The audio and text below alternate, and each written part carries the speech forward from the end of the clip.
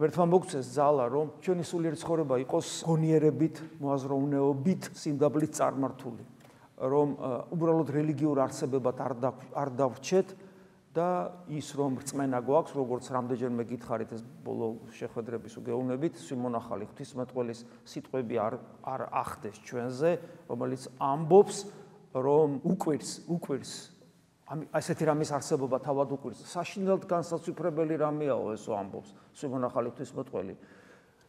საკუთარი რწმენით მოხიბლულებს თავი ღმერთის შვილად მიაჩნიათ, მაშინ იმიტომ რომ რწმენა აქვს და გონია ღმერთის შვილია.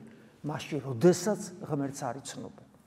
და ეს რომ არ დაგვემართოს, ამიტომ მეტი გონიერებით მოვეკიდოთ საკუთარ სულიერ ცხოვრებას, სიმდაბლით, მოთმინებით, განსასწრების ვაშკაცური და ღირსეული დათმენით, ქრისტეს სიყვარულისათვის, ყველაფრის დათმენით და ნებისმიერი უსამართლობის, არ გაბოროტებით, განუკითხველობით, სიმდაბლით, სიმშვიდით, დიდსულოვნებით, სულიერ ბრძოლაში სიმამაცით, ქრისტესადმი თავგანწირული ერთგულებით შეუდგეთ ჩვენს საკეთებელს.